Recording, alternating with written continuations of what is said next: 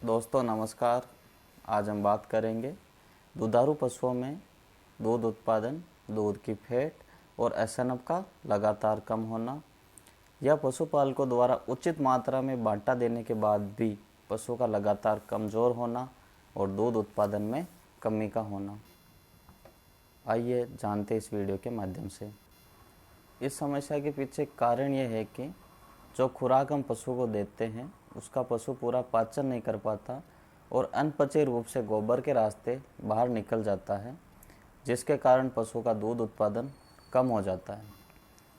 यह समस्या तब आती है जब पशु के पेट या रुमन में गड़बड़ी हो जाती है या रुमन का एसिडोसिस हो जाता है।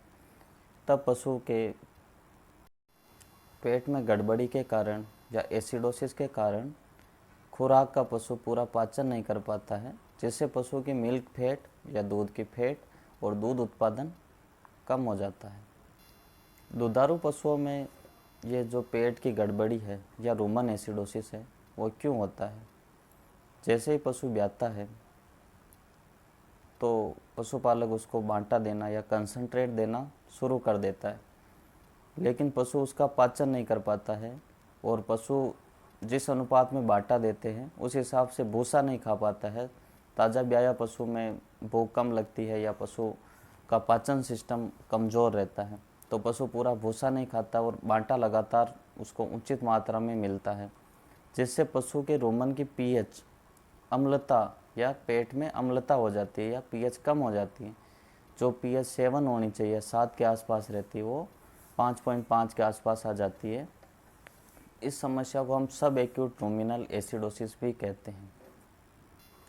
पशुपालक कैसे पहचानेंगे कि उसके पशुओं को रुमन एसिडोसिस है या पेट की गड़बड़ी है?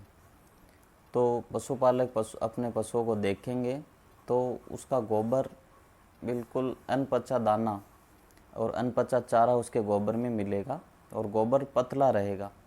एसिडोसिस में गोबर हमेशा पतला रहता है पशु का, और पशु की भूख कम हो जाती है। और इसका मेन जो सिम्टम है या मेन लक्षण है, पशु के दूध की फैट कम हो जाती है।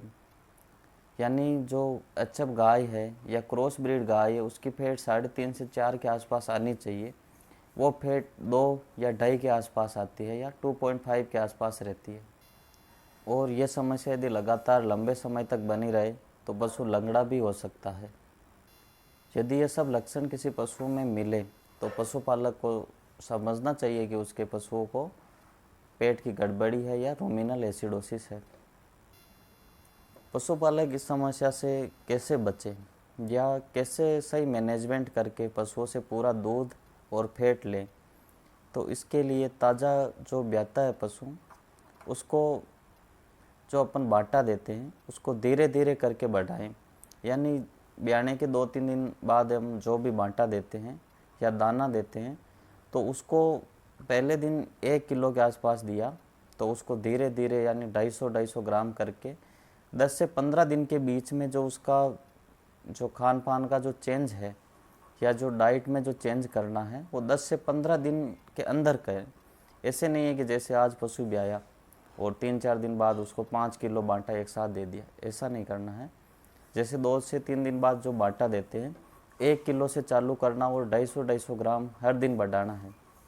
और यह समस्या यदि आपको गोबर पतला हो या अनपचा देखने को मिले गोबर में, तो उसमें हम मीठा सोडा दें पशुओं को। बांटे में 50 से 100 ग्राम तक मीठा सोडा ऐड करें, जिससे पशु के पेट की अम्लता उदासीन हो जाएगी और पीएच 7 हो जाएगी और पशु जो दाना देते उसको आराम से पचा लेगा।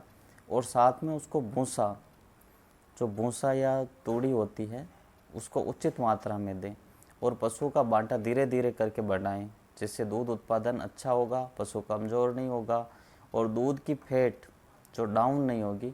इससे पशुपालकों को काफ़ी फ़ायदा होगा। दोस्तों, जानकारी अच्छी लगी हो तो लाइक, कमेंट, शेयर करें और चैनल को सब्सक्राइब करें।